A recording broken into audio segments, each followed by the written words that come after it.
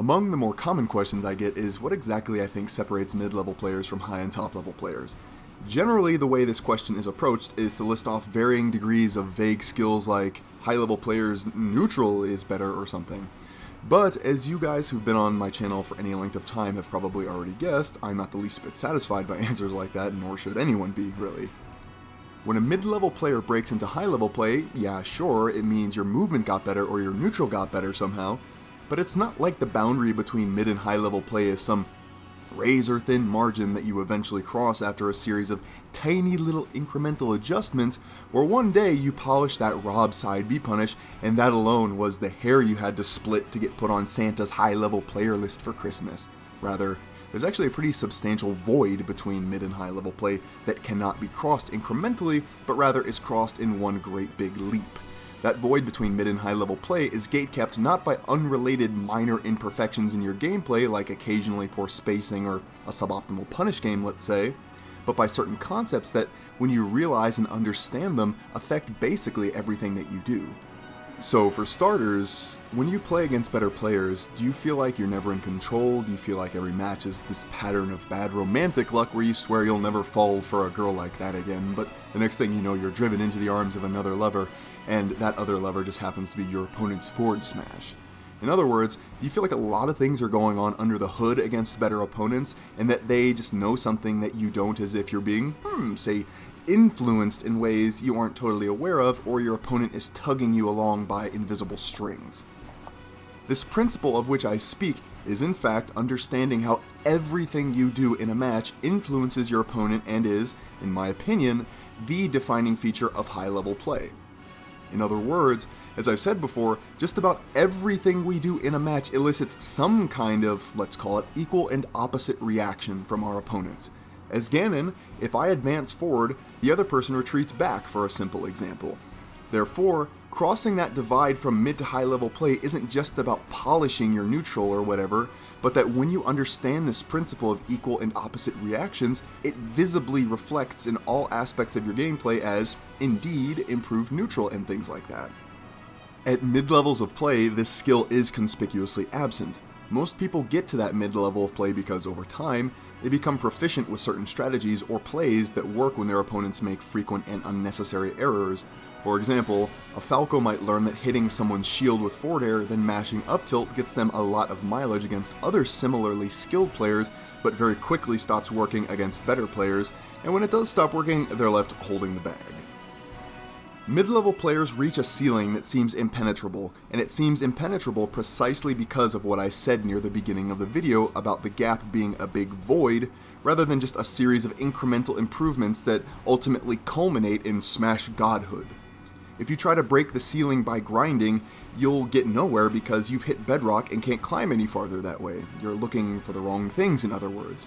You can grind every strat and bit of tech you learn from your Discord until the 7 trumpets of the apocalypse sound, but they ultimately mean nothing if you don't understand these invisible strings all players, whether they're aware of it or not, tug on each other with throughout the match. Alright, recap number 1. Everything we do in a match makes our opponent do something, even if that something isn't immediately useful. And using the simple Ganon example again, if I run towards someone as Ganon, they're gonna do something, be it retreat or shield or whatever.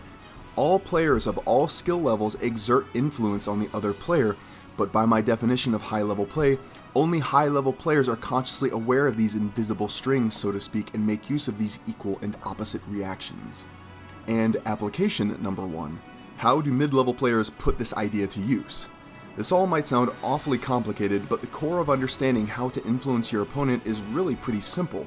It comes from just observing people's natural reactions to what you do, how you move, and things like that, and coming up with ideas to take advantage of those behaviors. Again, as Ganon, if people expect my whiz kick as I vault towards them, one natural reaction is to stay out of range, in which case I can push them to the edge of the stage where they can't run away anymore, and I can maybe score a roll read or something when they try to get out of the corner. I've successfully applied understanding how what I do influences my opponent to make them do something, even if I have not hit them yet. It's as simple as asking, what do people do when I do this move, or just move in general, and is there anything useful about that resulting behavior, like pushing someone to the corner, for instance. Again, The idea of equal and opposite reactions is at play here. I advance forward, they retreat back. Mid-level play would view whiz kick here as something to throw out when they see an immediate and obvious opening. High-level play, on the other hand, would view whiz kick also as something that can make people behave in certain ways that make landing future hits possible. There's an old saying in boxing that it's not the 1, 2, 3, but the 4, 5, 6, meaning that your first punches aren't what score the KO, but are simply the setup to the 4, 5, 6 down the road that will. With all this talk of influence, though, the shoe can go on the other foot. High-level play isn't just conscious awareness of how you're influencing your opponent, but also the other way around. To be aware of your opponent's influence on you, you have to understand your opponent's intentions to a degree. Mid-level players fixate on the concrete here and now. They only see the moves that hit them, not the things leading up to that hit.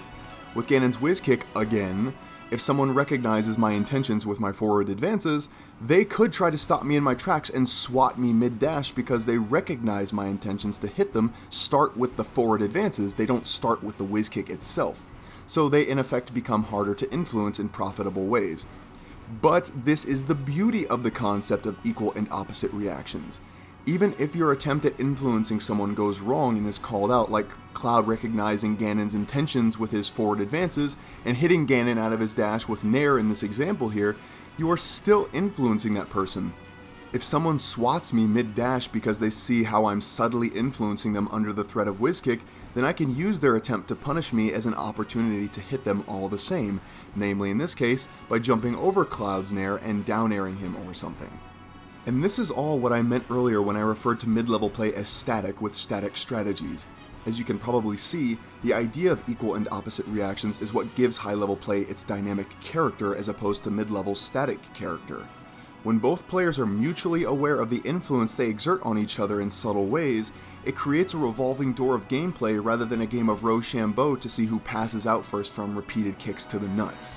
In the same way you're always communicating something, even if you're completely silent, so too are both players behaving in ways that can be taken advantage of in some way, even if not doing anything overtly wrong. And now for my favorite part, misconception number 1. At this point, someone's getting mad at me saying, "Ha! TLDR, learn how to bait!" To which I say, ye of little faith, I may be stupid, and I may occasionally use words that make it seem like I'm trying to trick people into buying my bullshit, but I'm not so stupid that I'd make a 10-minute long video repackaging the concept of baiting, hoping others are as stupid as me as to fall for my verbal sorcery. Baiting specifically refers to situations where you stress your opponent's decision-making abilities so that they snap, or you just trick them. Influence isn't about tricking your opponent, but leveraging how they have to behave if they want to avoid being hit, like in the Ganon whiz kick example, where avoiding whiz kick means doing something. Ganon down smashing from half a stage away, then up smashing to catch an opponent's attempt to punish, that counts as a bait because the opponent didn't have to do that to avoid being hit. On the other hand, someone retreating from whiz kick isn't them being tricked, just simply doing one of several things they have to do to not get hit. This is what allows players to create situations where moves can land even if the other player isn't making any overt mistakes, which is what mid-level success relies upon, namely unnecessary and obvious mistakes. And misconception number 2. Isn't this all just describing conditioning? Well, no. Conditioning and the concept of equal and opposite reactions are subtly but importantly different. Conditioning means forming unconscious habits through repetition. The concept of equal and opposite reactions refers to things people must do, keyword must do, to avoid getting hit, even if consciously aware of their behavior in doing so. If I throw a punch at someone's face, they're gonna duck. But it'd obviously be wrong to say I've conditioned that person to duck, but I can still use my knowledge of a person's natural reaction to duck a punch to throw another low punch that will connect. Anyway, at the risk of going on too long, I'm gonna go ahead and leave my thoughts there and hope that something stuck.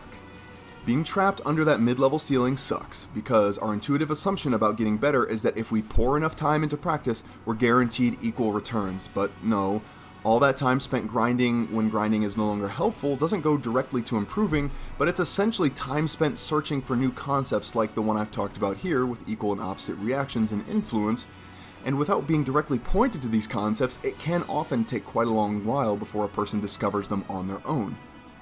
That said, it's not as if simply understanding this concept that I argue separates mid and high levels of play is itself enough, but rather understanding the idea of equal and opposite reactions and influence is something you use to develop better gameplay over time by infusing the idea into new strategies and ideas for counterplay. Recap number 2. This idea will take time to pay out. It's a concept that, once you understand it, can be used to develop new strategies, and that obviously takes some time and thinking on your own time to do.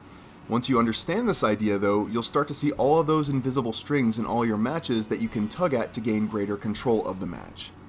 So, at that, I'll leave you guys in what I hope was at least a slightly better position to move forward than you were in before. As usual with my videos, the ideas I put forth in this video aren't going to transform you into God overnight, but rather are intended to point out concepts you can build on yourself over time, rather than little morsels of information to just give you an edge in your next set. I also have, as usual, a small update, so here it is. Hi guys, so about that update. So, quite some time ago, I had a Patreon that I discontinued. But I have re-enabled it because the original reason I discontinued it was because at the time Patreon only offered monthly membership options, and in order to keep video quality high, I really couldn't guarantee any really consistent release schedule, so I felt a little wrong having people under a monthly membership on Patreon when I couldn't guarantee that I could deliver on a monthly basis.